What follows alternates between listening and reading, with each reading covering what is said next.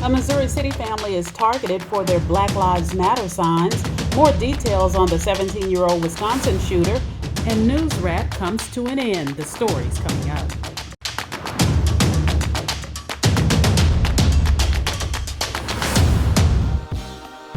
Hi, I'm ReShonda Tate Billingsley with your weekly Defender News Wrap, where we bring you the biggest news stories from the Black community.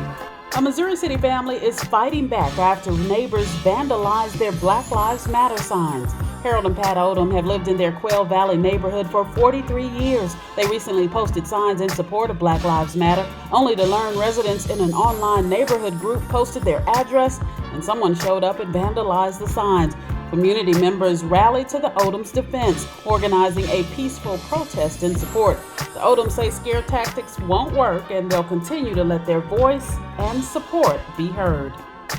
Anger is continuing to boil after a toddler's body was pulled from Brazoria Bayou. Authorities believe it is 2-year-old Malaya Bass, who went missing from the playground of her Southwest Houston apartment complex after her mother left her playing alone. Activist Quanell X met with the family and says he left with more questions than answers.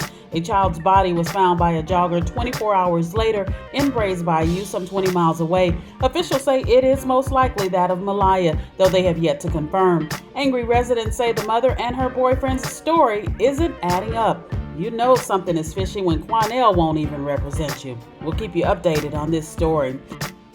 A white 17-year-old is behind bars after 2 people were shot to death during protests in Kenosha, Wisconsin over the police shooting of a black man, Jacob Blake. But the way Kyle Rittenhouse of Antioch, Illinois is being portrayed in the media is infuriating. The teen, who is a Trump follower and wannabe police officer, was seen on video walking around with an AR-15 and opening fire in the middle of the street. First of all, his mother drove him and his semi-automatic to the protest, but then cops hung out, talking with him, giving him water, and then drove right past him after the shooting, despite people yelling that he just killed someone.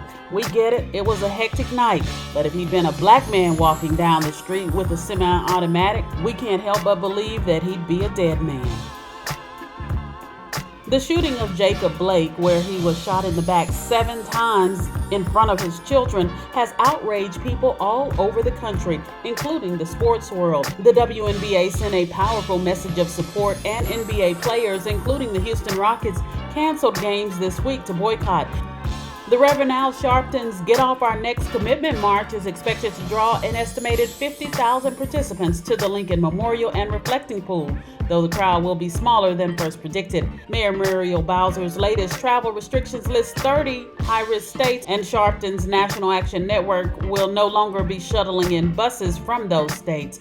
Still, the event features a program of speakers and a march from the Lincoln Memorial steps to the MLK Memorial. Well, August is Black Business Month. Make sure you check out this week's Defender for how Black businesses are reinventing themselves in the time of COVID, and we've got some grant opportunities for your business. We've enjoyed bringing you News Wrap every week, but this is our final episode. In September, we're excited about the launch of a new, innovative show, Black Talk, hosted by yours truly and Aswad Walker. We'll be talking topics that matter to the Black community. Stay tuned. It's a wrap. Make sure you're following us at Defender Network on Facebook, Instagram, and Twitter. And join us here next week for all your Defender highlights.